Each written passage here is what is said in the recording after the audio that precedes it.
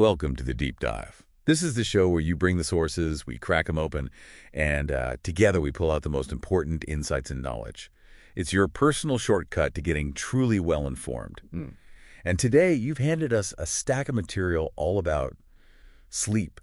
Not just something you do when you're tired, but a really deep exploration of the science, the surprising challenges we face, and, practical ways to get it right. Yeah, a lot to cover. Our mission, to guide you through these sources, sort of distill the absolute must-know information and help you understand sleep, not just as rest, but as this critical foundation for, well, everything you do. Get ready to look at sleep in a whole new way.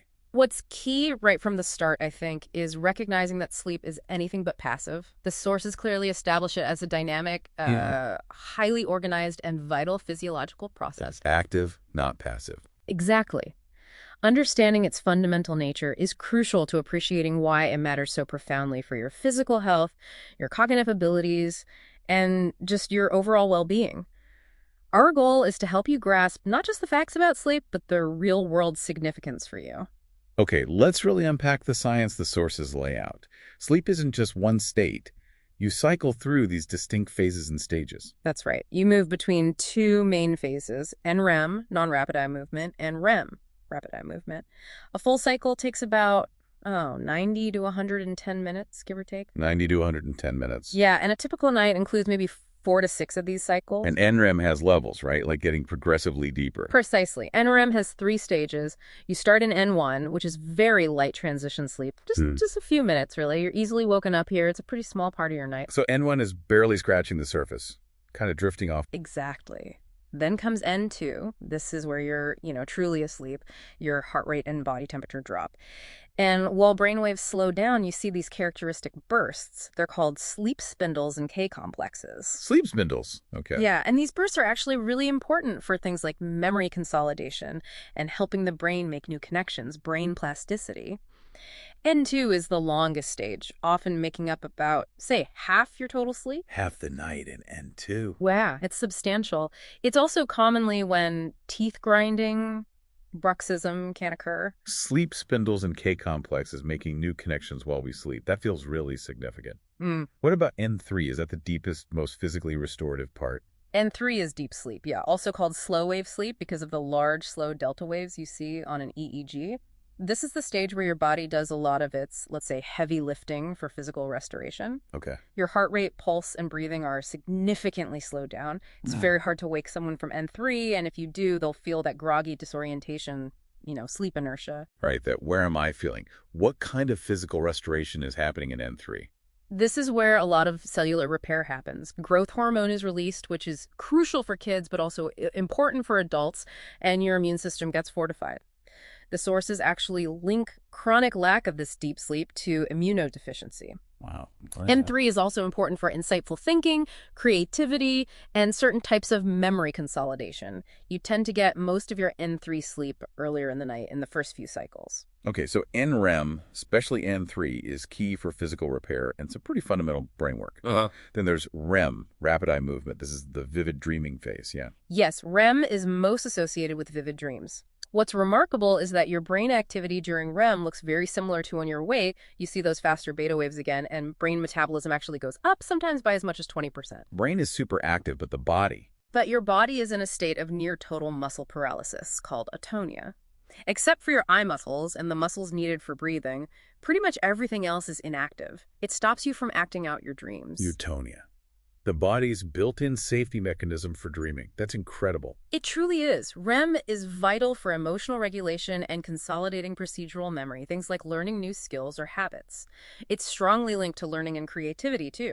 Your REM periods are shorter earlier in the night and get progressively longer as morning approaches. Longer REM cycles later on. Exactly. And interestingly, the sources point out that your body's temperature regulation is impaired during REM sleep, which is one reason why being in a very cold room might actually reduce the amount of REM sleep you get. Huh. Okay, so understanding these distinct stages and cycles, N1, N2, N3, REM, why does knowing about all this matter for me, practically speaking? Well, it matters because each stage contributes uniquely to your overall health and cognitive function. Simply getting enough hours isn't the full story, Okay. You need sufficient amounts of each stage to get all the benefits. Right. It's not just quantity, it's quality across the stages. Precisely. Knowing this helps you understand how disruptions like, say, being woken up frequently or maybe not sleeping long enough to get those later, longer REM cycles can impact different aspects of your well-being, your mood, your thinking, your physical health. That brings us perfectly to the why behind all this complex activity. Yeah. Restoration. Sleep is where our bodies and brains actively recover and rebuild. Exactly. Beyond that physical repair we talked about in N3, sleep is crucial for hormonal balance. The sources explicitly state you need 7 or more hours of sleep for proper insulin function and blood sugar regulation. 7 hours minimum for insulin. Okay. Yeah, and lack of sleep messes with ghrelin and leptin, the hormones that control hunger and fullness. Sleep deprivation tends to increase ghrelin, the hunger hormone, and decrease leptin, the satiety hormone, making you feel hungrier and potentially leading to weight gain. So being tired literally makes you crave junk food. That definitely checks out for me sometimes. It often does. Your cardiovascular system also gets vital rest, particularly during NREM sleep when heart rate and blood pressure drop. Chronic lack of sleep keeps blood pressure elevated, increasing long-term cardiovascular risk. Right. And this is fascinating, the glymphatic system. It's like the brain's waste clearance mechanism. It's most active during deep sleep, specifically slow-wave sleep, clearing out metabolic waste products, including proteins like beta amyloid that are linked to neurodegenerative diseases. Our brain has a self-cleaning function that happens mostly when we sleep. It's mind-blown. Seriously. And what about cognitive restoration? Cognitively, sleep is just fundamental. Memory consolidation is a big one. NREM sleep seems more important for consolidating facts and events, while REM is crucial for emotional memories and procedural skills. Different stages, different memory types. Seems that way. Sleep also strengthens brain plasticity, helping you form new connections necessary for learning and problem solving. Even just one night of poor sleep significantly impairs attention and concentration the next day. Yeah, I feel that after a bad night. And chronic sleep loss. The sources say it can impair your cognitive function to a level comparable to being legally intoxicated. Intoxicated just from being tired. Wow. Yeah. That really puts it in perspective. It really highlights the cognitive cost, doesn't it? Sleep also profoundly impacts emotional regulation and mood. Getting enough sleep generally improves mood, while sleep deprivation increases irritability, anxiety, and the risk for depression. Makes sense. Your creativity and ability to have those aha moments or insights are also boosted by sufficient N3 and REM sleep. So getting adequate deep sleep and REM isn't just about feeling refreshed. It directly impacts how you think, how you feel, and your physical health long term. Okay, so if sleep is this vital, active process, how does our body decide when it's time to sleep and when to be awake? What controls the timing? That's the beautiful interplay of two core systems, your circadian rhythm and sleep-wake homeostasis. Circadian rhythm, that's the body clock. Essentially, yes. Yeah. It's your internal biological clock, roughly a 24-hour cycle. It's controlled by a master clock in your hypothalamus, a tiny region called the suprachiasmatic nucleus, or SCN. SCN, okay. This SCN regulates your sleep-wake patterns, the release of key hormones like melatonin and cortisol, your core body temperature fluctuations, and alertness levels throughout the day and night. And light is the main signal for this clock, like the conductor. Absolutely. Light, especially morning light hitting your eyes, is the primary environmental cue. It signals the SCN to promote wakefulness and suppress the release of melatonin. Got it. Then, as it gets dark in the evening, the absence of light signals the SCN to tell the pineal gland to start releasing melatonin. This typically starts about 2 hours before your natural bedtime, helping to initiate sleep. Your body temperature also naturally dips around this time. A consistent light-dark cycle is really key to keeping this rhythm synchronized. Okay, so circadian rhythm is the timing system, the 24-hour cycle. What about sleep-wake homeostasis? That sounds different. It is. Sleep-wake homeostasis is basically your sleep drive or sleep pressure. Think of it like this. The longer you're awake, the more this pressure builds up, increasing your desire and need for sleep. Like filling up a sleepiness tank. That's a good way to think about it. Yeah. The main chemical player here seems to be adenosine. It accumulates in your brain during wakefulness, and higher levels of adenosine signal a stronger need for sleep. And caffeine, that blocks adenosine. Exactly. Caffeine works primarily by blocking adenosine receptors in your brain, making you feel less sleepy, at least temporarily. Ah, okay. So these two systems, the circadian rhythm and the sleep pressure, they work together, or sometimes against each other. They work together, but their interaction is dynamic.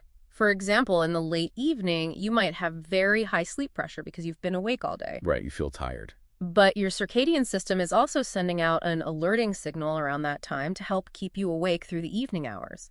As evening progresses, melatonin levels rise, your body temperature starts to drop, and that circadian alerting signal naturally wanes. Okay. That allows the high sleep pressure, that sleepiness you've built up, to take over and you fall asleep.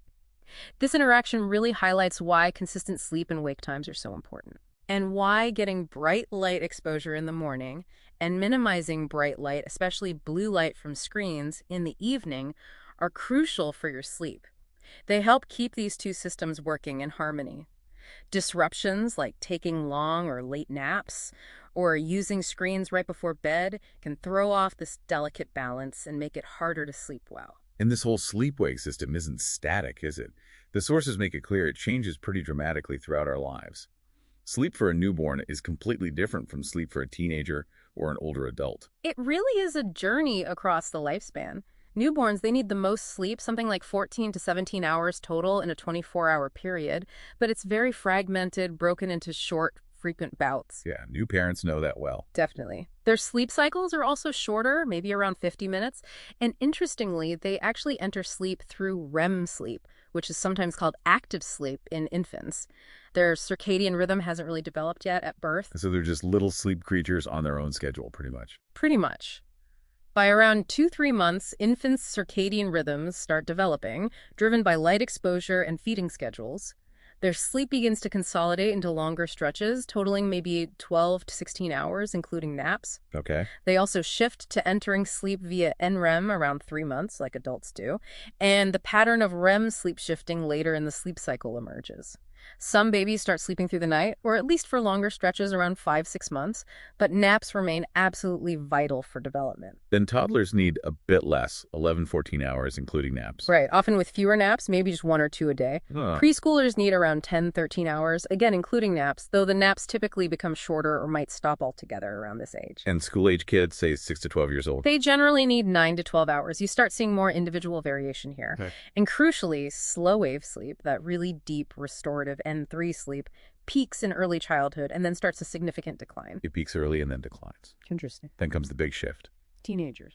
Yes, teenagers. They still need a lot of sleep, around 8 to 10 hours per night for optimal functioning, but puberty triggers a major biological shift, a sleep phase delay. A delay, meaning they naturally get sleepy later. Exactly. Melatonin, the sleep hormone, is released later in the evening for teens compared to younger kids or adults. And their sleep drive, that homeostatic pressure, builds more slowly throughout the day. The result is that they naturally feel sleepy later, often not until 11 p.m. or even later, and consequently, they need to wake up later in the morning to get sufficient sleep. And this biological shift directly conflicts with early school start times, especially in the U.S. It creates a huge, widespread problem. Health organizations like the American Academy of Pediatrics recommend that middle and high schools start no earlier than 8:30 a.m. to better align with teen biology. But the average start time is much earlier. The sources cite the U.S. average start time around 8:10 a.m. This mismatch leads to widespread chronic sleep deprivation among adolescents. The data is pretty stark. Over 72% of U.S. high schoolers get less than the recommended 8 hours of sleep, with many seniors averaging less than 7 hours. Less than 7 hours, when they need 8 to 10. Yes. This chronic sleep debt becomes the norm for far too many teens during a critical period of development. And alongside this, their amount of deep slow-wave sleep also drops quite sharply during adolescence. That biological phase delay for teens is such a critical point. What about sleep needs as we move into adulthood and older age? For adults aged roughly 18 to 60, the general recommendation is 7 or more hours of sleep per night. For older adults, 60 and up, the recommendation is actually still around 7 to 8 hours. Still 7 to 8 hours for older adults. I thought they needed less. That's a common myth we'll bust later. While the recommendation remains similar, their actual sleep patterns change significantly. Older adults tend to get less total sleep.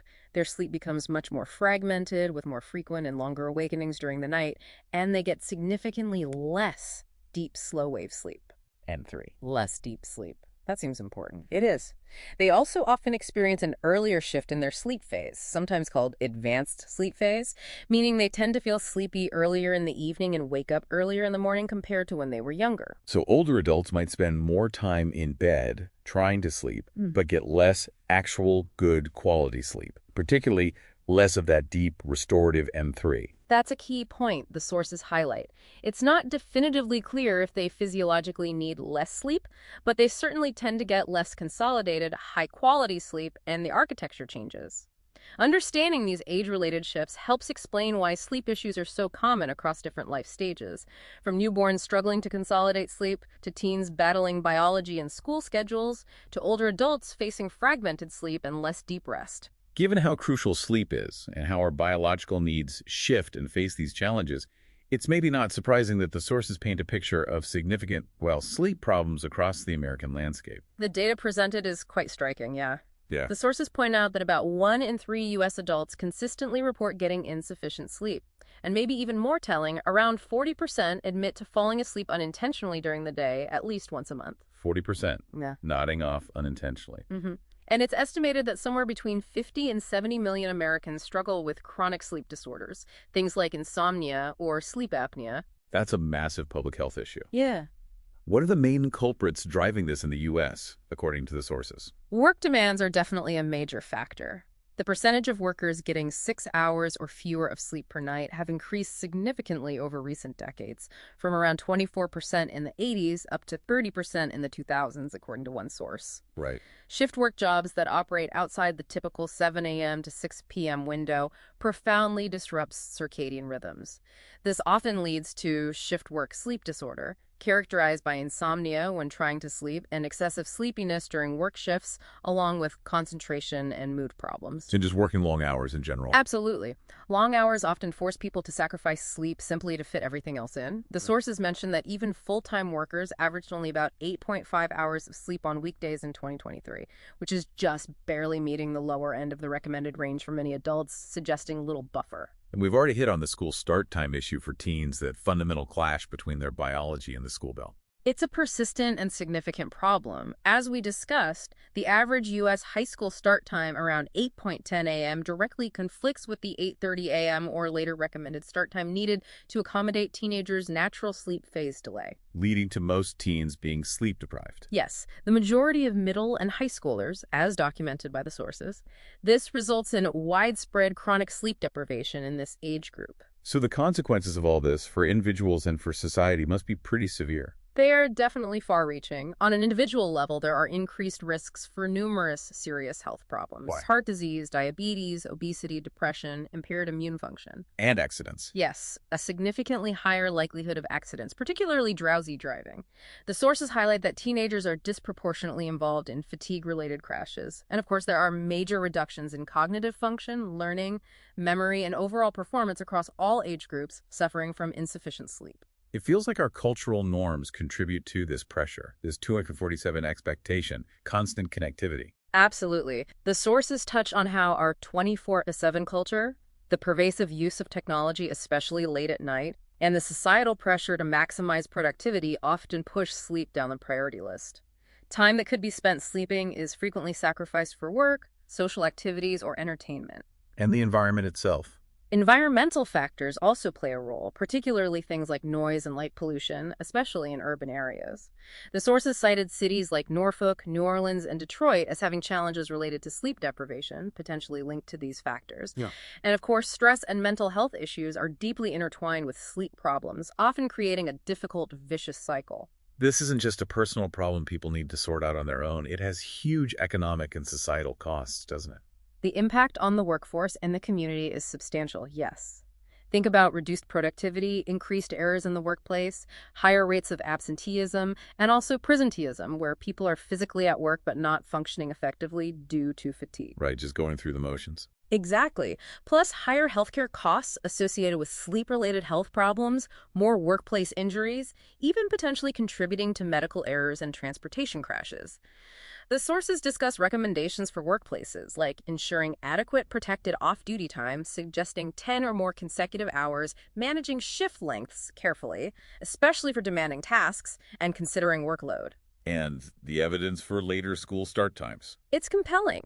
Studies consistently show that delaying school start times, even by just 15-30 minutes, leads to increased sleep duration for teens. But beyond just more sleep, the benefits include improved alertness in class, better academic performance, improved mental health outcomes like reduced rates of depression and anxiety, fewer risky behaviors like substance use, and notably, significant reductions in car crash rates among teen drivers. So thinking about your own life listening to this, does your work schedule, school times, or general lifestyle contribute to not getting enough sleep? What are the potential real-world costs you might be experiencing or even contributing to within your community? When we connect this to the bigger picture, it becomes clear that addressing sleep deficiency isn't just about individual well-being. It's really a societal imperative with wide-ranging implications for public health, safety, economic productivity, and overall quality of life. Beyond work and school pressures, the sources highlight another layer of complexity. How our family structures, particularly the rise of single-parent and dual-income households, add significant pressure that directly impacts sleep. Yes, the landscape of family life in the U.S. has changed dramatically, and this definitely adds strain that affects sleep. Single-parent households, for instance, have nearly tripled since the 1960s. The sources state that roughly 1 in 4 U.S. children now live in a home without one parent, most often the father. In 2023, there were close to 10 million one-parent households. And the sources specifically indicate single parents are significantly more sleep-deprived than other groups. They are identified as among the most affected adult groups when it comes to sleep duration. Around 43% of single parents report getting less than 7 hours of sleep on average, which is a notably higher percentage compared to married parents or adults without children. 43%, that's almost half. It is. And single mothers, in particular, seem to be disproportionately impacted, reporting more issues with sleep quality as well. While the sources don't spell out every single reason, the immense challenge of juggling work responsibilities, childcare duties, and household management alone is a clear factor. Yeah, do it all solo. Plus, they often face greater financial pressure. Children in single-parent homes are 4 times more likely to live in poverty, according to the sources, which adds another significant layer of stress.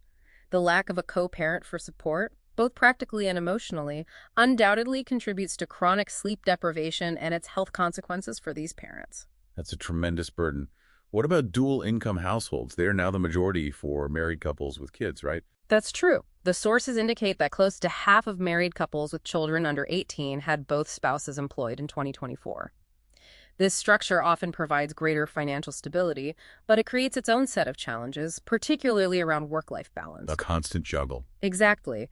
Coordinating demanding work schedules, navigating childcare logistics, managing household chores, it often leaves very little downtime or opportunity for adequate rest. The sources specifically mention that parents in these situations often consciously sacrifice sleep just to carve out some personal time for themselves after the kids are in bed and chores are done. That trade-off. Sacrificing sleep for me time. I hear that a lot. It's a common coping mechanism, but it contributes to overall sleep debt. This constant juggling can lead to what the sources call role conflict situations, where family responsibilities interfere with work, like a sick child, or where stress from work spills over into home life, and vice versa. Creating strain everywhere. Yes.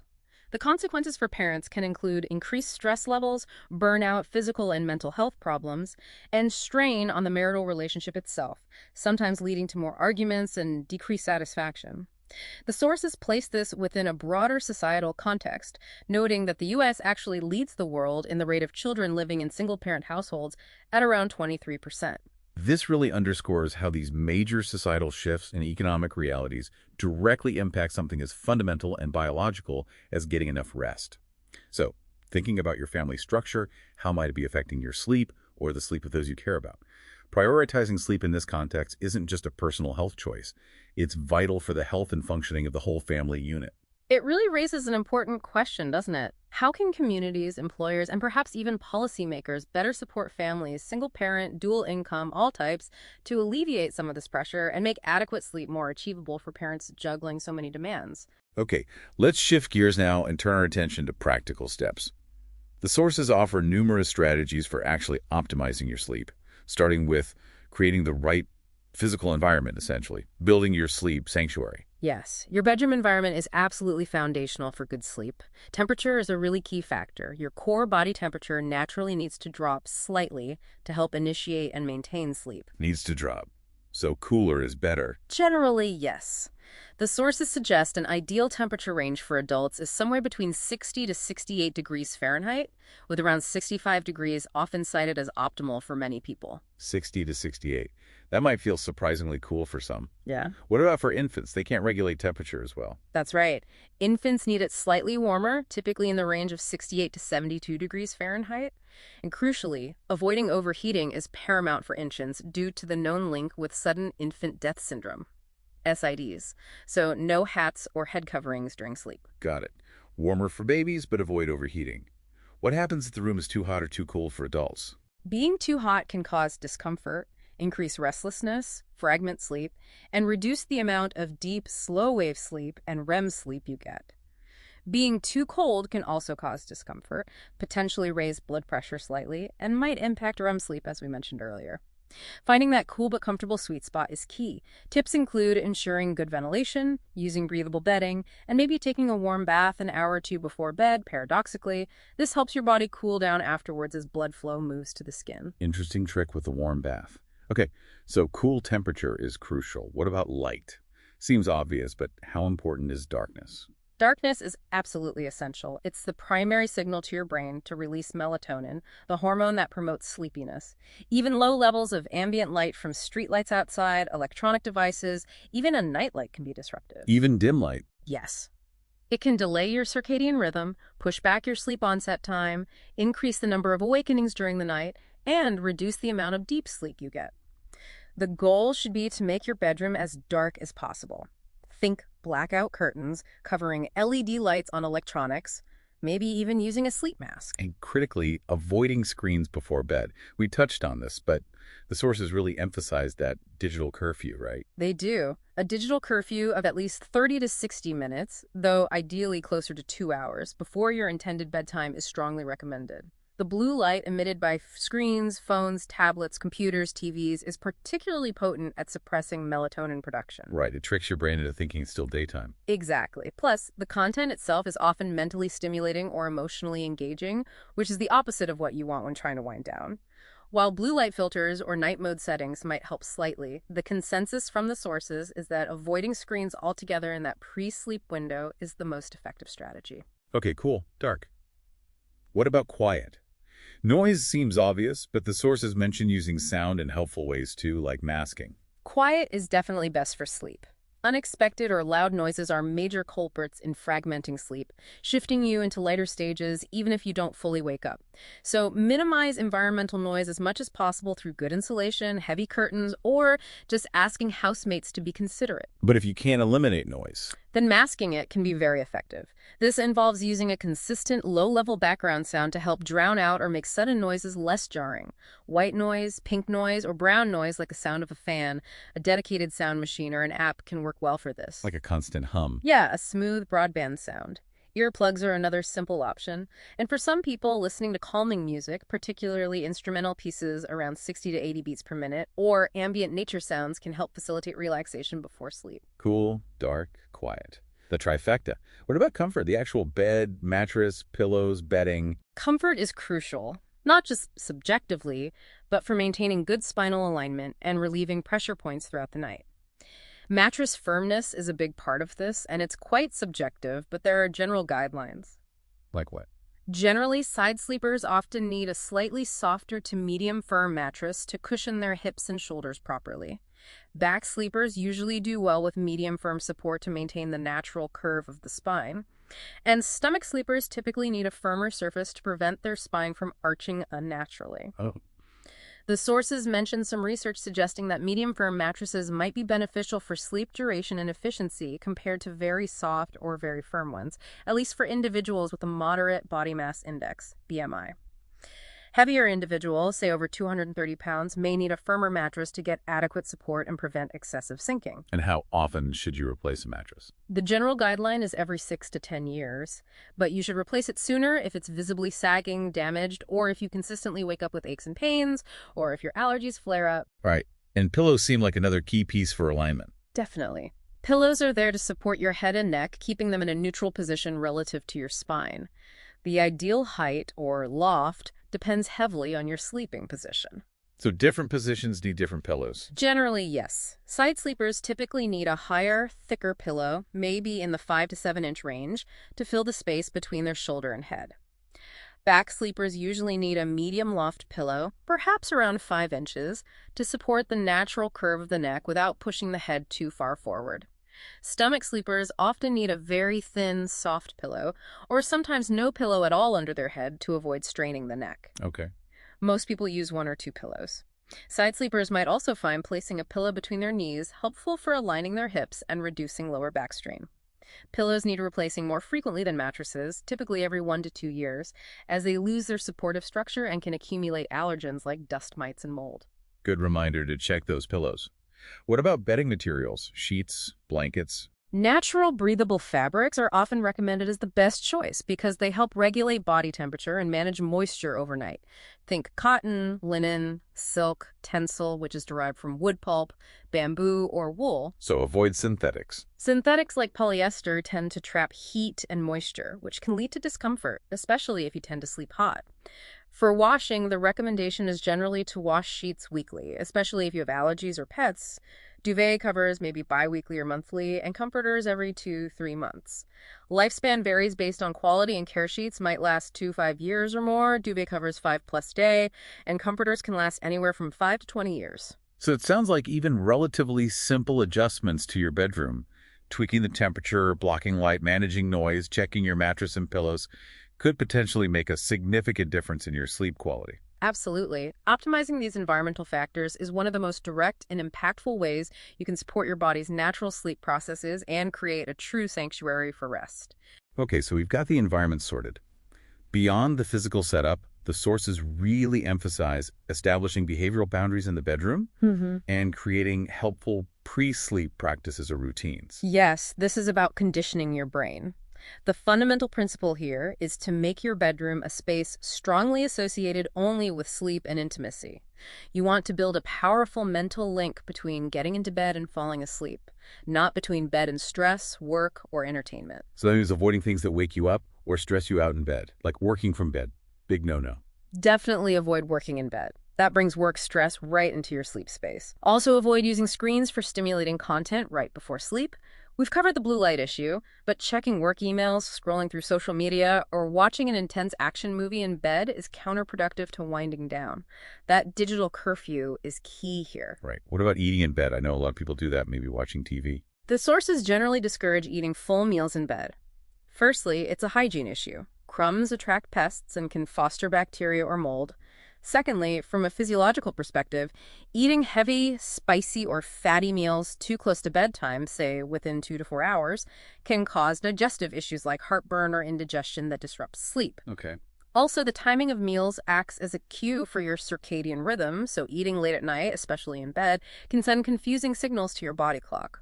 While a small, light, healthy snack if you're genuinely hungry might be okay, making a habit of eating meals in bed weakens that crucial bed-sleep association and can contribute to overeating. That makes a lot of sense.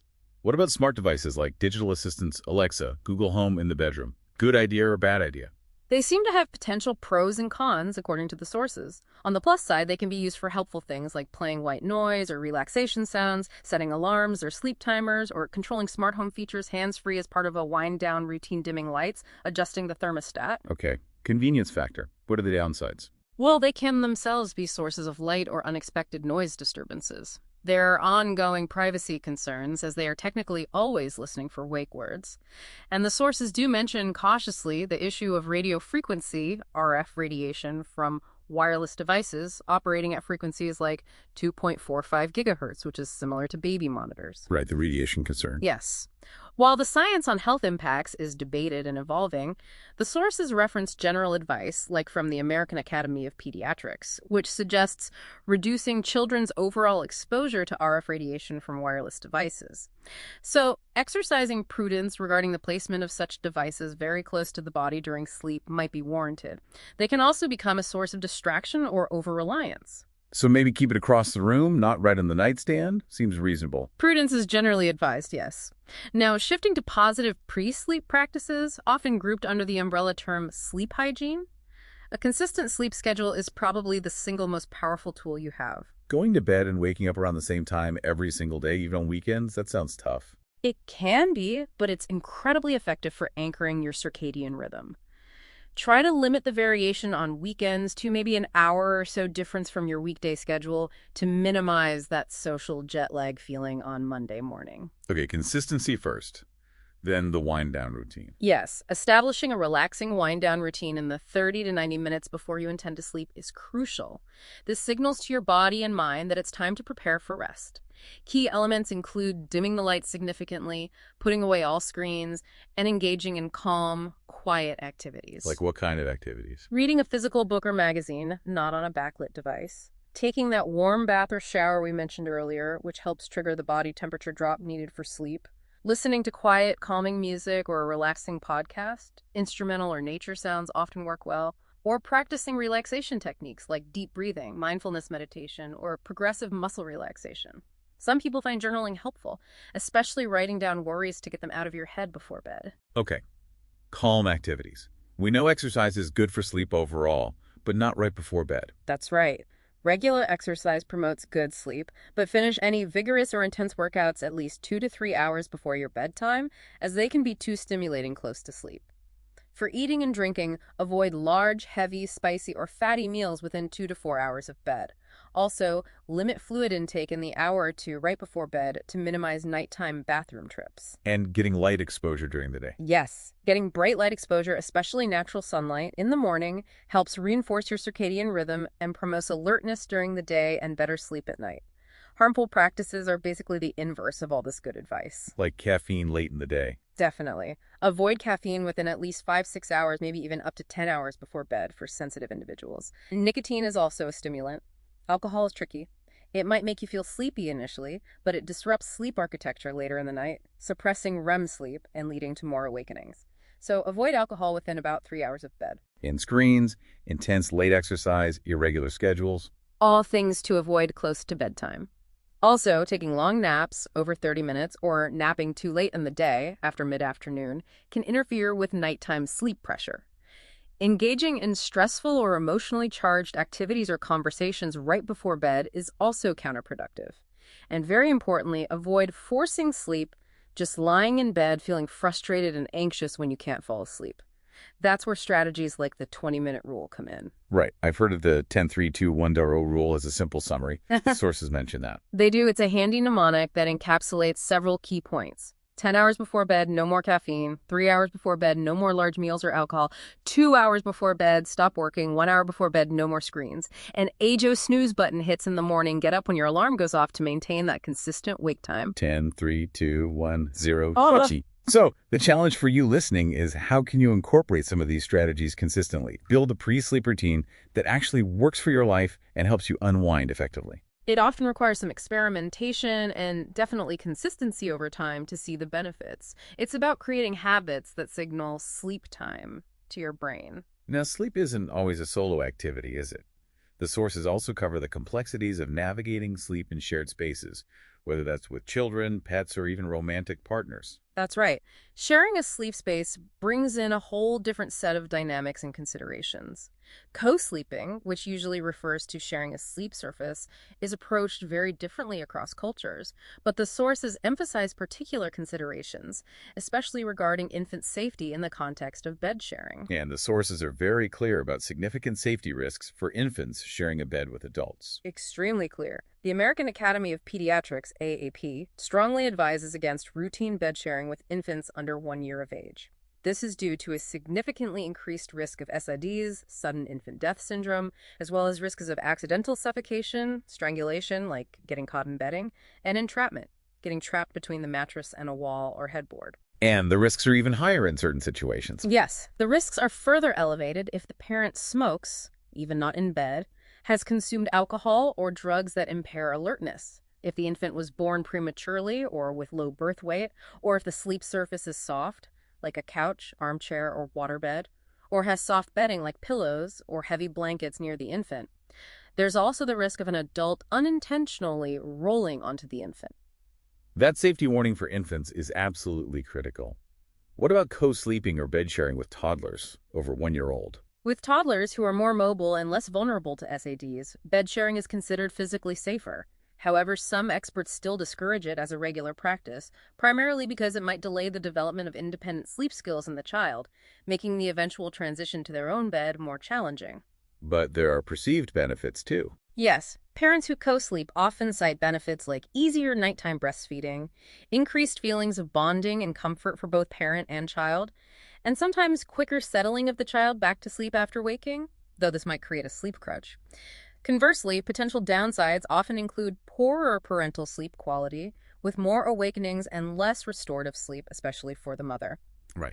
It can also contribute to parental anxiety or stress, potential impacts on parental intimacy if the child is always in the bed, and, as mentioned, difficulties when it's time for the child to sleep independently.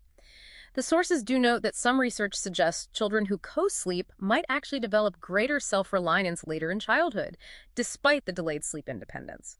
It's also important to acknowledge the cultural context. Bed sharing is the norm in many non-Western cultures and doesn't carry the same stigma or debate as it often does in the U.S. The sources also make a key distinction between bed sharing and room sharing, which is recommended for infants. Correct.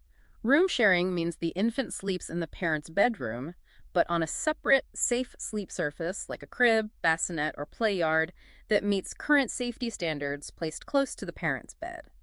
The AAP recommends room sharing for at least the first 6 months of life and ideally up to 1 year. And that reduces SIDA's risk. Yes, studies show room sharing can reduce the risk of SIDAs by as much as 50%, while still allowing parents proximity for feeding, comforting, and monitoring the infant. Okay, so separate safe surface in the same room is the recommendation for infants. What about pets in the bed? That seems incredibly common. It is very common, and like co-sleeping with children, it comes with a mix of potential pros and cons, according to the sources. What are the upsides? The pros often cited include emotional comfort and a sense of security. Cuddling with a pet can release oxytocin, that bonding hormone. It can strengthen the human-animal bond, provide warmth, and even become part of a comforting bedtime routine. And the downsides. Yeah, Mostly about sleep disruption. that's a major one. Pets can be restless sleepers, they might snore, get up and move around, or have different sleep-wake cycles than humans. Cats, for example, are naturally more active at dawn and dusk. Allergies and asthma triggered by pet dander are also significant concerns for many people. Hygiene, too. Hygiene is another factor. Pets can track dirt or germs into the bed. While the risk of disease transmission is generally low for healthy pets and people, it's not zero. Other potential issues include behavioral problems in the pet or simply lack of space in the bed. So what do the sources recommend if people choose to sleep with their pets? Recommendations generally include ensuring the pet is healthy, clean, and well-groomed, washing bedding frequently, possibly using a larger bed to create more space, consulting a doctor if allergies are a concern, exercising extra caution for vulnerable individuals like young children, pregnant women, or those with compromised immune systems, and potentially training the pet to sleep comfortably on their own bed nearby instead of in the human bed. So navigating these shared sleep situations, pets, involves carefully weighing comfort, connection, and convenience against safety concerns, especially for infants, and requires awareness, communication, and setting boundaries. How do your shared sleep arrangements affect your well-being and sleep quality? It really brings up an important question, particularly around infant sleep. How do we best balance that very real, innate desire for closeness and comfort in shared sleep spaces with the clear, evidence-based recommendations designed to maximize safety, particularly for our most vulnerable family members? It's a conversation many families navigate. Let's move to another interesting and perhaps related area the sources explore, the connection between sexual activity, orgasm, and sleep. Yes, this is a fascinating link where physiological responses triggered by sexual activity can directly influence sleepiness and sleep quality. The key seems to be the hormonal changes that occur, particularly after orgasm. What kind of hormonal changes are we talking about? Several key hormones are involved. There's typically a significant surge of prolactin released after orgasm.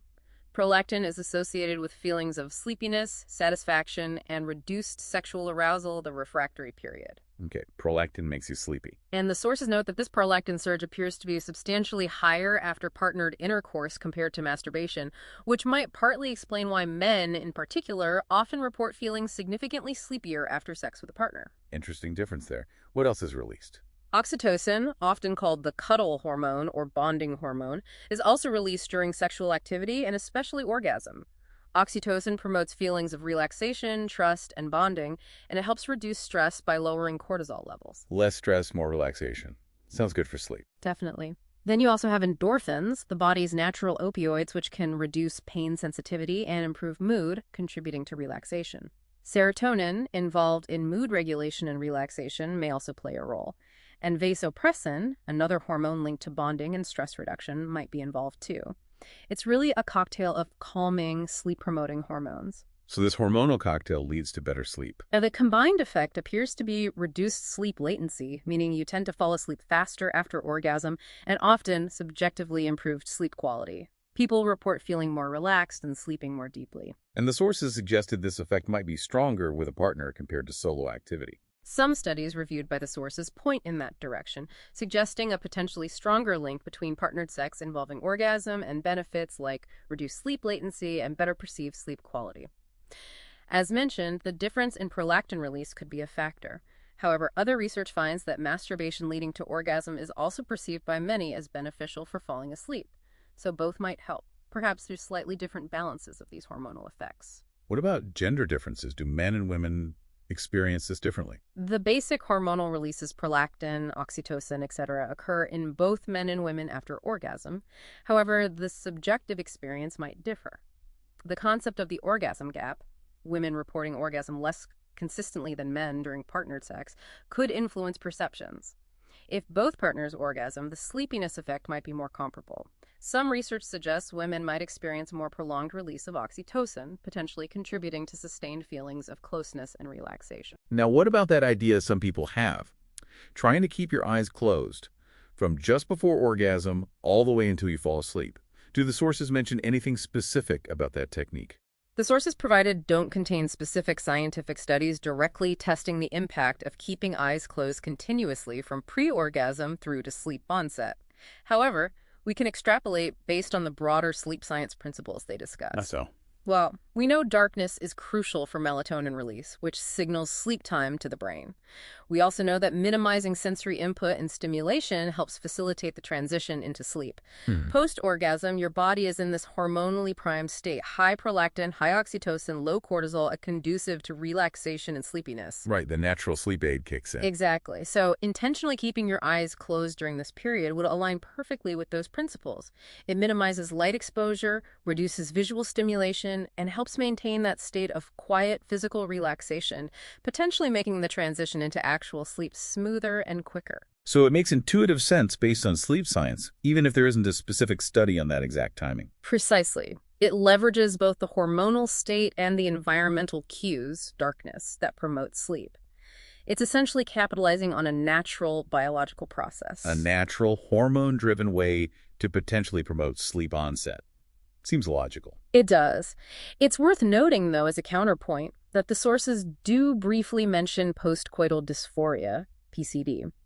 This is a condition where some individuals experience negative feelings like sadness, anxiety, or irritability after consensual sex, even if they had an orgasm. Negative feelings afterwards. Yes. For people experiencing PCD, any potential sleep-promoting hormonal effects would likely be overridden by these distressing emotions. PCD can be linked to various factors, including past trauma, relationship issues, or underlying anxiety or depression. It's an important exception to the general rule that sex promotes sleep. Good point. Okay, but what happens when, despite trying all these environmental and behavioral things, maybe even leveraging post-orgasm sleepiness, sleep still just doesn't come easily? The sources offer specific strategies for dealing with insomnia. Yes, and one of the most fundamental strategies, really a cornerstone of cognitive behavioral therapy for insomnia, or CBT-I, is often called the 20-minute rule, though the time frame can be flexible, say 15 to 30 minutes. The 20-minute rule. If you can't fall asleep in about that time, get out of bed. Is that the gist? That's the core idea. The rationale behind it is crucial. Ah, You need to break the unhelpful association your brain might be forming between your bed and being awake, anxious, or frustrated about not sleeping. lying there tossing and turning makes it worse. Exactly. It inadvertently teaches your brain that the bed is a place for wakefulness and struggle, not restful sleep.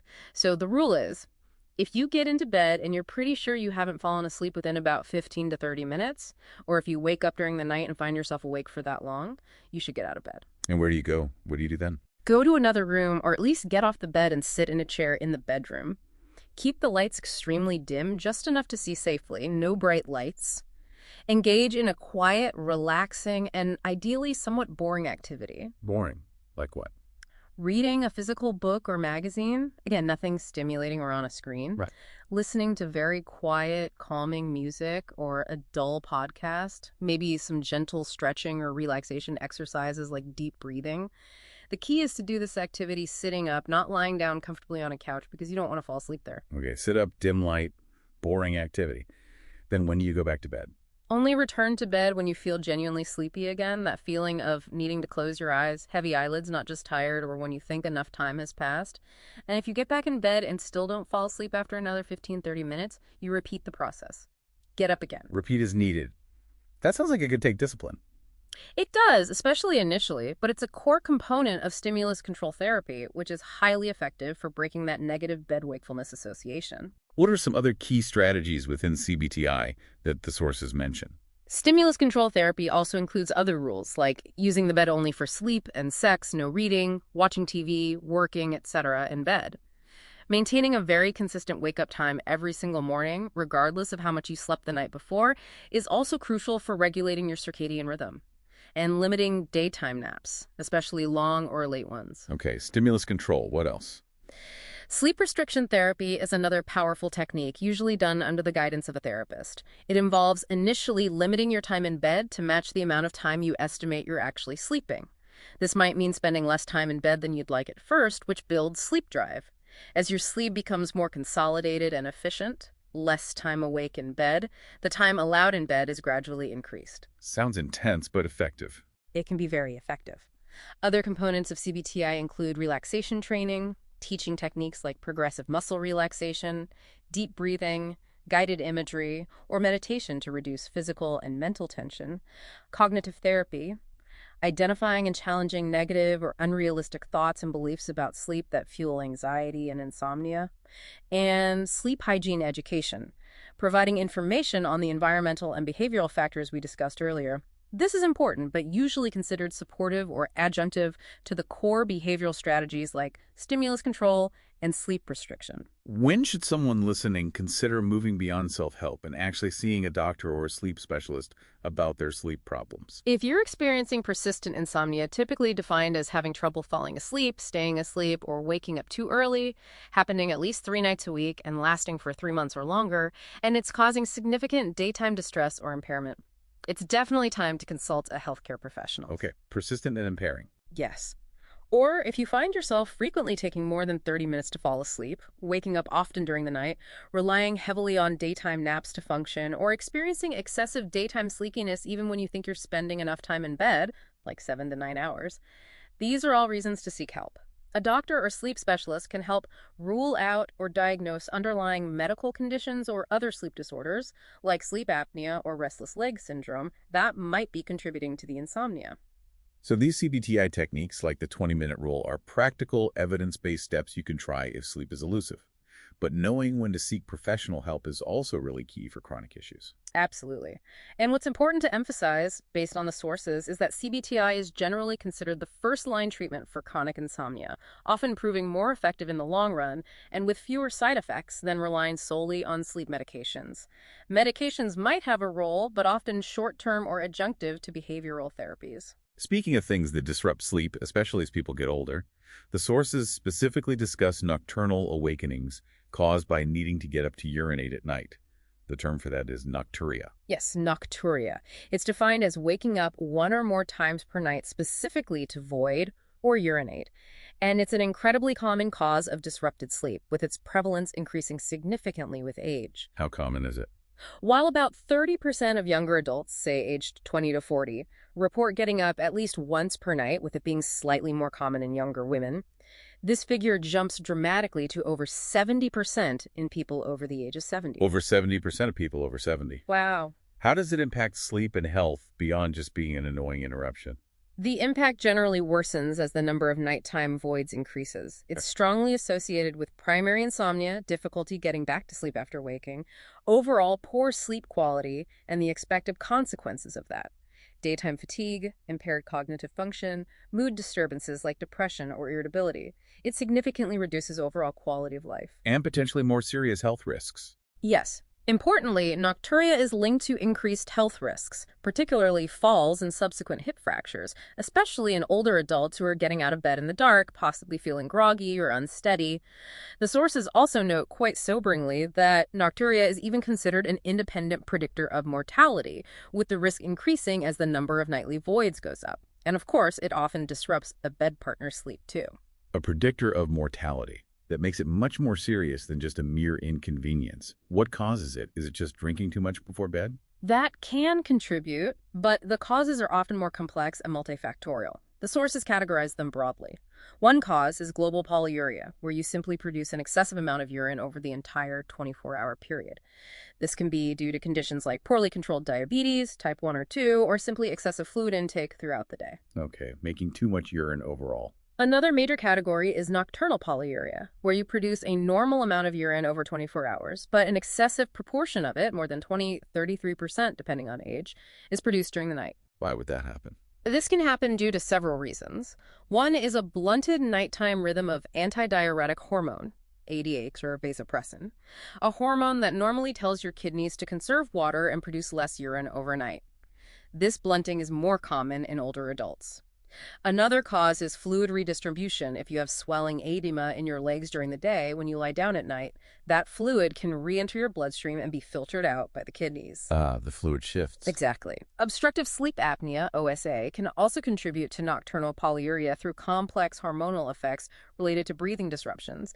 In fact, successful treatment of OSA with CPAP therapy often significantly reduces nocturia episodes. Interesting link to sleep apnea. What other causes? Bladder storage issues are another big category. This includes conditions like overactive bladder, OAB, which causes urgency and frequency, benign prostatic hyperplasia, BPH, or enlarged prostate in men, which obstructs urine flow, bladder infections, UTIs, or simply having a low functional bladder capacity. Lifestyle factors definitely play a role too, consuming excessive fluids, caffeine, or alcohol, especially in the evening close to bedtime. Certain medications, particularly diuretics used for blood pressure or heart failure, can contribute if not timed correctly. And sometimes it's actually a primary sleep disorder like insomnia or sleep apnea that causes the person to wake up first for other reasons, and then they notice the urge to void, even if their bladder isn't completely full. It sounds incredibly complex with so many potential causes. If this is a regular problem disrupting someone's sleep, it seems crucial to see a doctor to figure out the specific cause, right? Absolutely, because the management strategy depends heavily on identifying and treating the underlying cause or causes. A doctor will typically start with a detailed history, maybe ask you to keep a voiding diary, tracking fluid intake, voiding times and amounts, for a few days, and possibly conduct tests to check for things like diabetes, infection, or prostate issues. And what are the management options? Lifestyle modifications are often the first step. Limiting total fluid intake, especially in the 2-4 hours before bed, reducing or eliminating caffeine and alcohol in the evening, timing diuretic medications appropriately, usually taking them in the morning or early afternoon, taking afternoon naps, which can help process some fluid before nighttime, elevating the legs for a few hours during the day, or using compression stockings to reduce lower leg edema. Pelvic floor exercises, Kegels, can sometimes help with bladder control. What about medications? Medications might be used to treat specific underlying conditions like overactive bladder or gentle anticholinergics, though used cautiously in older adults due to side effects, or BPH. In some cases of proven nocturnal polyuria, a medication called desmopressin, a synthetic form of ADH, might be prescribed to reduce nighttime urine production, again with careful monitoring. And of course, effectively treating conditions like diabetes, heart failure, or sleep apnea is critical if they are contributing factors. So the key message is, if waking up to pee frequently is disrupting your sleep, Don't just dismiss it as a normal part of aging or something you have to live with. It's definitely worth investigating the potential causes with your doctor, as it could be linked to underlying health issues and effective management strategies often exist. Precisely. What's fascinating and important here is understanding how something seemingly simple, like needing to urinate at night, can actually be a symptom reflecting a complex interplay of kidney function, hormones, cardiovascular health, bladder issues, sleep disorders, and lifestyle factors, and have such significant downstream impacts on sleep quality, daytime function, safety, and even longevity. Moving back now to the dynamics of shared sleep spaces, the sources also delve into the relationship between romantic partners sharing a bed and this concept that's gained some traction, the sleep divorce. Yes, sharing a bed with a romantic partner is the norm in many cultures, but it undeniably impacts sleep quality for both individuals, and that, in turn, can significantly affect the relationship itself. There are many reasons why sharing a bed can become problematic. Like incompatible sleep habits. That's a major one. One partner might snore loudly, toss and turn frequently, have restless legs syndrome, prefer a drastically different room temperature or blanket arrangement, or have a completely different sleep-wake schedule, like an early bird paired with a night owl. Blanket hogging. A That- classic. Indeed. Medical conditions can also interfere if one partner needs to use a CPAP machine for sleep apnea, experiences chronic pain that causes restlessness, or has frequent nocturia episodes. Sometimes the presence of children or pets co-sleeping in the bed adds further disruption. And that's where this idea of a sleep divorce comes in, partners consciously choosing to sleep in separate beds or even separate rooms to improve their sleep. Exactly. And the sources discuss this primarily as a practical, pragmatic solution some couples adopt specifically to address sleep incompatibility and improve overall well-being, rather than necessarily being indicative of underlying relationship problems, though it could be in some cases. What are the main benefits reported by couples who try sleeping separately? The most significant and frequently reported benefit is simply improved sleep quality for one or both partners. Less disruption leads to more consolidated restorative sleep. One report mentioned in the sources found that 53% of couples who tried separate sleeping arrangements reported their sleep quality improved, with respondents gaining an average of 37 extra minutes of sleep per night. 37 minutes. That can make a real difference. Other benefits. Better sleep often leads to reduced conflict in the relationship. When partners are well rested, they tend to be less irritable, more patient, have better communication skills, and greater empathy towards each other. It can also provide valuable personal space and a sense of autonomy, which some individuals appreciate.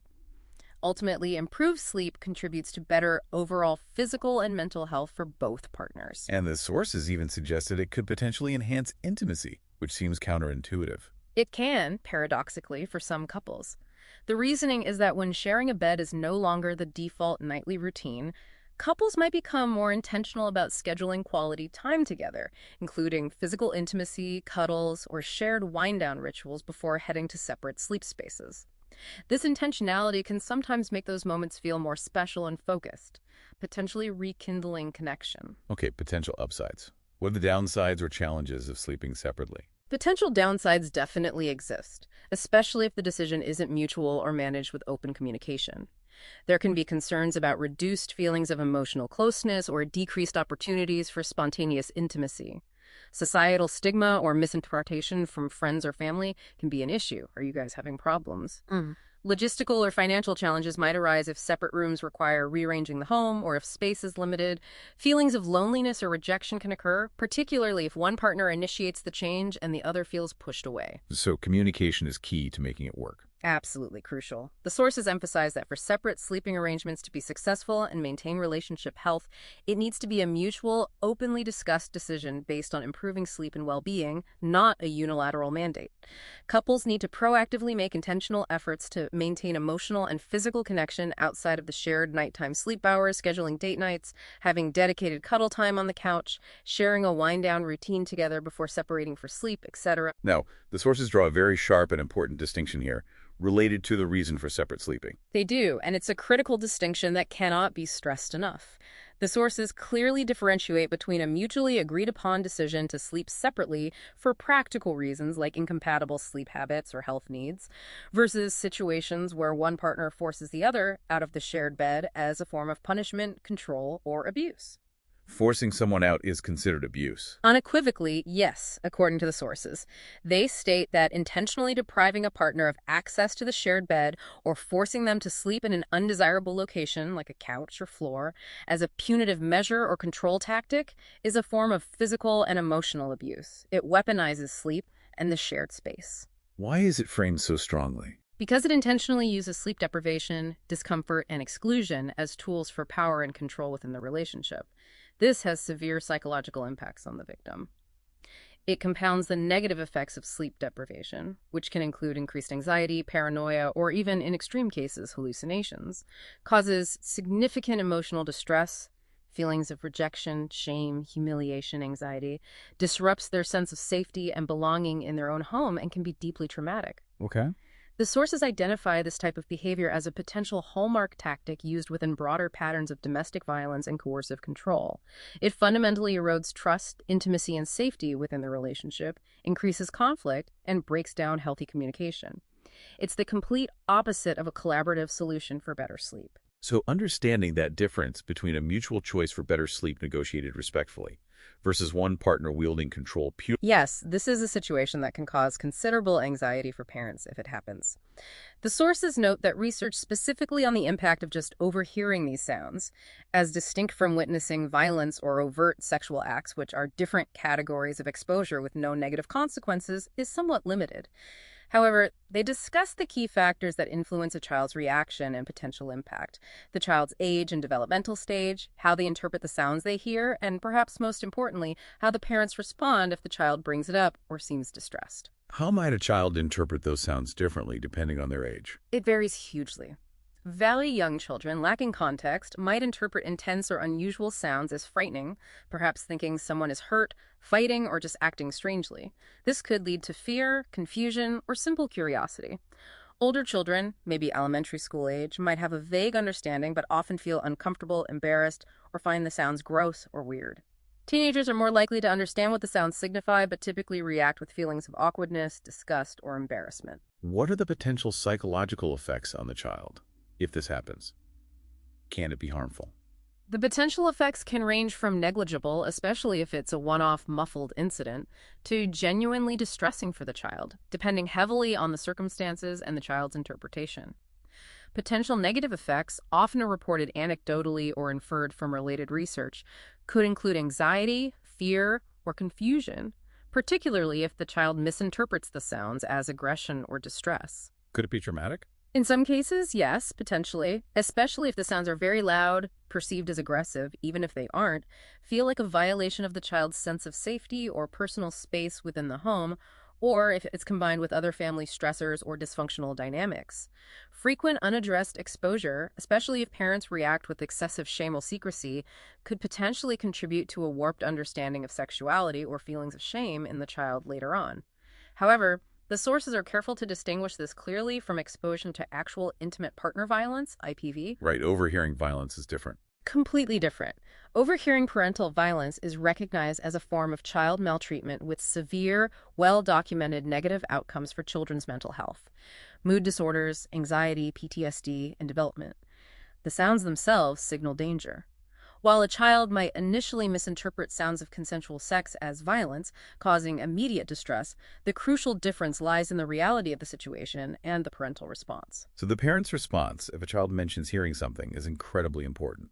Paramount, according to the sources. If a child asks about sounds or seems upset, the key is for parents to remain calm. Don't react with panic, anger, or deep embarrassment, as this signals to the child that the topic is taboo or shameful, which can increase their anxiety or confusion. Okay, stay calm. Then what? Acknowledge what the child heard or perceived. You heard some noises coming from mommy and daddy's room. Explore their impression. What did you think was happening? Then, provide a very simple, brief, age-appropriate explanation and reassurance. For young children, this might just be reassuring them that everyone is okay, no one was hurt, and it was just private grown-up time. For older children, you might offer a slightly more direct, but still very brief, non-detailed explanation, emphasizing privacy and normalcy for adult relationships, without oversharing personal details. Honesty, without oversharing. Exactly. Reassure them, set boundaries about privacy, and then, crucially, take practical steps to prevent future occurrences as much as possible. What kind of practical steps? Locking the bedroom door seems obvious. Yes, locking the door is a simple measure. Using fans or white noise machines in the parent's or child's room to mask sounds can also be helpful. Being mindful of volume and the proximity of rooms, especially in homes with thin walls. The overall context of the family environment, open communication, the child's general sense of security also plays a role. An isolated incident of muffled sounds, handled calmly and discussed age appropriately, is unlikely to cause lasting harm. But frequent, loud, disruptive, or poorly handled incidents carry more potential risk. This is definitely a sensitive, real-world situation many parents navigate or worry about. The key seems to be calm reassurance, age-appropriate honesty, and prevention.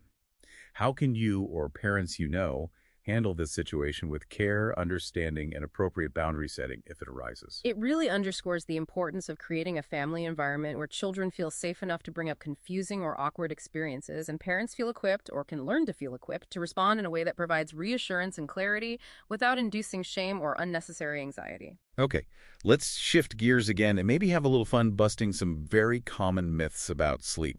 I bet many of you listening probably believe at least one or two of these are true. It's amazing how persistent some sleep myths are, often perpetuated by cultural attitudes, anecdotes, or just misunderstanding. They can actually be harmful if they lead people to neglect their sleep needs. Let's tackle myth number one. You can train yourself to function optimally on 5 hours of sleep or less per night. This feels like a badge of honor for some really busy, high-achieving people. I only need 5 hours. Is it actually possible for most people? Largely false for the vast majority of the population. While there is evidence for a very rare genetic mutation allowing a tiny percentage of people to genuinely thrive on short sleep, true short sleepers, most people require significantly more, typically in that 7 to 9 hour range for adults. So what happens when people consistently get only 5 hours? For most people, chronically getting 5 or fewer hours of sleep leads to significant, measurable, and sustained detriments in cognitive performance, attention, reaction time, decision-making, increased risks for numerous health problems, cardiovascular disease, diabetes, obesity, weakened immunity, and impaired mood and judgment. Your brain and body don't truly adapt to chronic sleep deprivation without consequence. Performance deficits accumulate even if you start to feel subjectively less sleepy over time, which is actually a sign of chronic impairment. Okay, myth busted. Myth number two. Everyone needs exactly 8 hours of sleep per night. This is a common oversimplification.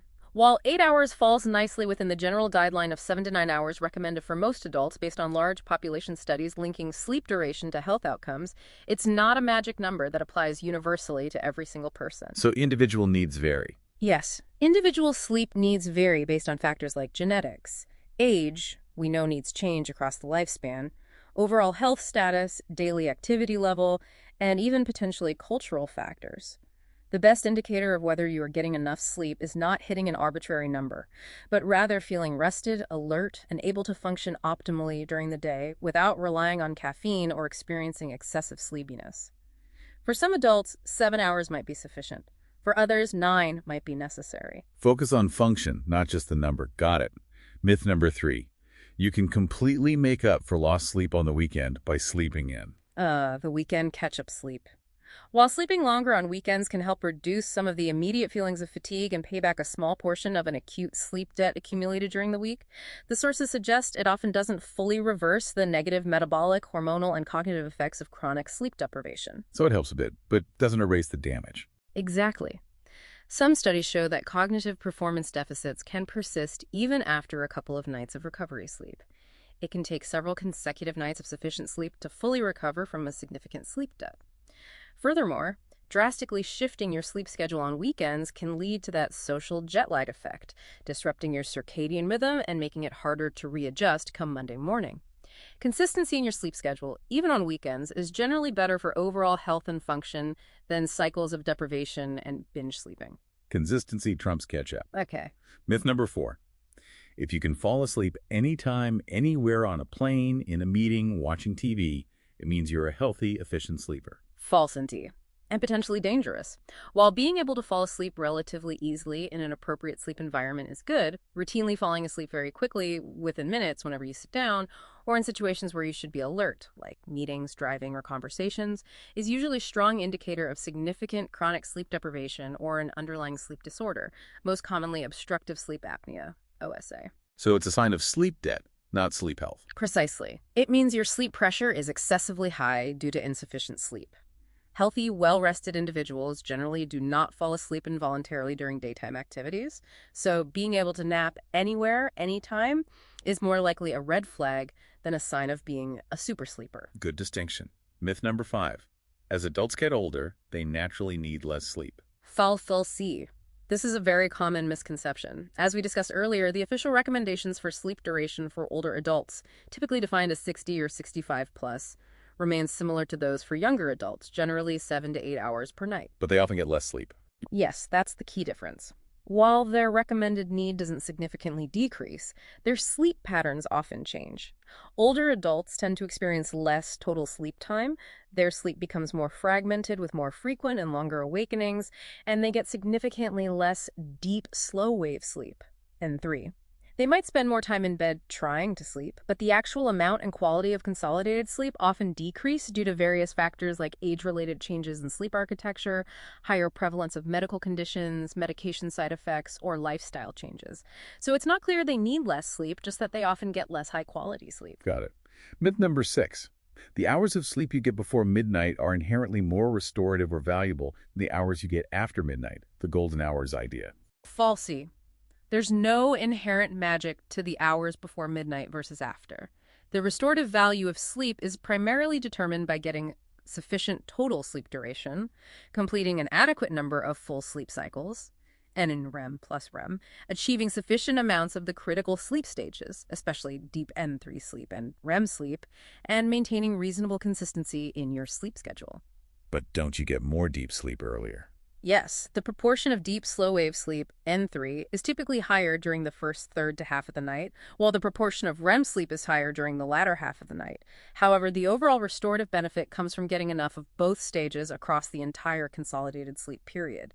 Simply shifting your bedtime earlier doesn't automatically make the sleep more valuable if your total duration or the timing relative to your natural circadian rhythm isn't optimal. Getting enough consolidated sleep whenever your schedule allows within your circadian window is what matters most. Makes sense. Final myth, number 7. Lying in bed with your eyes closed, just resting, is almost as good as actually sleeping. Falsy. While quiet rest is certainly better than engaging in stimulating activities if you can't sleep, it does not provide the unique and active physiological benefits that occur only during actual sleep. Like what specific benefits are missing? Key processes like significant memory consolidation, especially procedural and emotional, major cellular repair and growth hormone release, robust immune system modulation, critical hormonal regulation like insulin sensitivity and leptin balance, and the vital clearance of metabolic waste products from the brain via the glymphatic system. These largely happen during specific stages of sleep, particularly deep N3 and REM sleep, and don't occur to nearly the same extent during quiet wakefulness. Furthermore, as we discussed with the 20-minute rule, just lying awake in bed when you can't sleep can actually worsen insomnia by strengthening the negative association between the bed and frustrating wakefulness. So resting isn't sleeping. Be honest with yourself listening. Did you believe any of those myths? It's really eye-opening to understand the scientific reality behind them so you can make truly informed choices about prioritizing and managing your own sleep. Absolutely. And what's particularly interesting, I think, is how these myths can sometimes become subconscious barriers. People might not seek help for sleep problems or might push themselves too hard based on inaccurate beliefs about what constitutes normal or sufficient sleep, or how adaptable the body supposedly is to deprivation. Debunking them is an important step towards better sleep health. Okay, finally, let's look ahead. The sources give us a fascinating glimpse into the future of sleep research, technology, and medicine. It sounds like a really dynamic and rapidly evolving field right now. It definitely is. There's a growing recognition within the scientific and medical communities, and slowly in public awareness that sleep isn't just a lifestyle factor, but a fundamental pillar of public health, just as critical as diet and exercise. So what are the big research priorities? Key priorities highlighted in the sources include better translating basic sleep science discoveries into effective, accessible prevention strategies and clinical treatments for sleep disorders. There's a major focus on understanding the precise biological mechanisms through which sleep deficiency contributes to various chronic diseases. How exactly does it impact cardiovascular health, metabolism, immunity, brain health?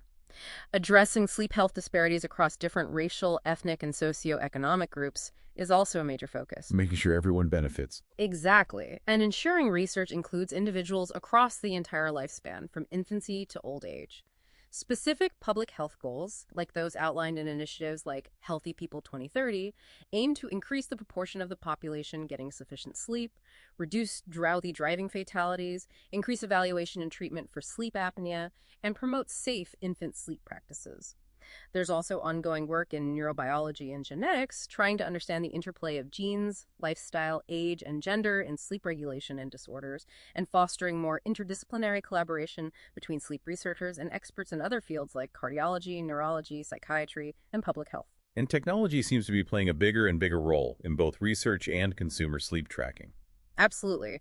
Wearable sleep trackers, watches, rings, etc. are becoming ubiquitous. They aim to measure sleep duration, estimate sleep stages, light, deep, REM, and track other metrics like heart rate variability or oxygen saturation. Their accuracy compared to the gold standard of lab-based polysomnography, PSG, is still variable, especially for distinguishing sleep stages accurately. They're better at some things than others. Generally, yes. They tend to be reasonably good at detecting sleep versus wakefulness, but distinguishing between the different sleep stages, particularly light versus REM or deep sleep, can be more challenging and depends heavily on the device's sensors and algorithms. Algorithm transparency and independent validation remain ongoing challenges. Beyond wearables, we're seeing the emergence of smart mattresses and pillows with embedded sensors for tracking sleep and potentially adjusting the sleep environment, like temperature. AI sleep assistants, too. Yes, Yeah. AI-powered apps and devices are being developed to analyze sleep data and provide personalized feedback, coaching, or even automatically control connected home devices, lights, thermostat, sound machines, to optimize the sleep environment. There's also research into using targeted stimulation during sleep, like low-level transcranial electrical stimulation, TES, or precisely timed auditory tones, acoustic stimulation, with the goal of potentially enhancing specific sleep stages, like deep sleep, or boosting associated functions like memory consolidation, although these are still largely experimental. So the future seems to be moving towards much more personalized sleep assessment and intervention. That's definitely a major trend, personalized sleep medicine. This includes developing more targeted pharmacotherapies for sleep disorders. For example, newer medications like dual orexin receptor antagonists, DORAs, work differently than traditional benzodiazepines or Z drugs, aiming for a more targeted effect on wakefulness pathways. And personalized devices. 3D printing is enabling the creation of highly customized medical devices, like better-fitting CPAP masks for sleep apnea or custom-made oral appliances. It's even being used to create anatomical models for surgical planning related to airway obstruction. Telemedicine is also rapidly expanding access to sleep specialists for consultations, follow-ups, and remote monitoring of treatment adherence, like CPAP usage. That connection between sleep and major health conditions, particularly neurodegenerative diseases like Alzheimer's and Parkinson's, seems like a huge area of ongoing research, too. It's a massive and incredibly important area. There's growing evidence for a strong bi-directional link. Sleep disturbances are extremely common in people with these diseases, often appearing years before the more recognized cognitive or motor symptoms manifest. Sleep problems might be an early warning sign. They might be. And conversely, research suggests that chronic poor sleep, particularly lack of deep sleep, might actually accelerate the progression of these diseases. The thinking is that impaired sleep hinders the brain's ability to effectively clear out toxic proteins, like beta-amyloid and tau in Alzheimer's or alpha-synuclein in Parkinson's, allowing them to accumulate and cause damage. So sleep could be both a biomarker and a therapeutic target. Exactly. Improving sleep quality is being explored as a potential strategy to slow disease progression or reduce risk. And specific sleep phenomena, like REM sleep behavior disorder, where people physically act out their dreams due to loss of normal rematonia, are increasingly recognized as very early indicators for certain neurodegenerative conditions known as synucleinopathies, including Parkinson's disease. That's incredibly significant sleep patterns, potentially predicting brain disease years in advance. Anything else on the horizon that stood out from the sources as particularly novel or surprising? The emerging research connecting climate change and sleep is quite striking and relatively new. Studies are showing that rising ambient temperatures, particularly warmer nighttime temperatures, directly impact human sleep. How so? Warmer nights make it harder to sleep. Yes. Our bodies need to cool down slightly to initiate and maintain sleep effectively. Rising nighttime temperatures interfere with this natural cooling process, leading to difficulties falling asleep, more nighttime awakenings, reduced overall sleep duration, and potentially shifts in sleep architecture with less restorative REM and deep, slow-wave sleep. Is there data on the scale of this effect? The sources mention one study estimating that for every 1 degree Celsius increase in nighttime temperature above a certain threshold, there's an associated increase of approximately 3 more nights of insufficient sleep per 100 people per month. Other environmental consequences of climate change, like worsening air quality due to pollution or wildfires, are also being linked to circadian rhythm disruption and increased risk of sleep-disordered breathing. Wow. This highlights how sleep health isn't just a personal or medical issue, it's interconnected with broader global environmental changes. The health implications include increased anxiety, potentially lower cognitive function, increased inflammation, and exacerbation of chronic diseases, with vulnerable populations often being disproportionately affected by these environmental sleep disruptors. Wow. The future of sleep research and its implications touch everything from our personal health tech and managing major diseases like Alzheimer's right through to the health of our planet. While challenges clearly remain in validating all the new technologies and proving long-term efficacy and safety for interventions, it's undeniably a critical and incredibly dynamic area of science and medicine. Absolutely. And if we connect all of this back to the bigger picture, considering the profound and truly wide-ranging impact that sleep, or lack thereof, has on nearly every aspect of our health, performance, safety, mood, relationships, and even societal functioning, it really raises a critical question for all of us to ponder. Okay, lay on us.